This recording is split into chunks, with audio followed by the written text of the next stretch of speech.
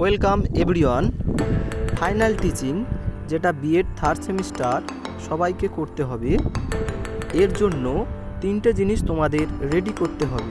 প্রথমত একটা যে টপিকটা পড়াবে তার উপর একটা চার্ট তৈরি করবে, তার সঙ্গে একটা মডেল এবং খাতা তৈরি করতে হবে।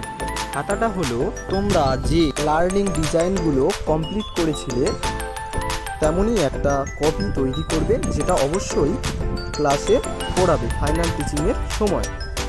দেখো, আমি ক্লাস 9-এর মানুষের ফুসফুসের লোক ও খিসার টপিকটা দেখেছি, তার জন্য একটা চার্ট তৈরি করেছি।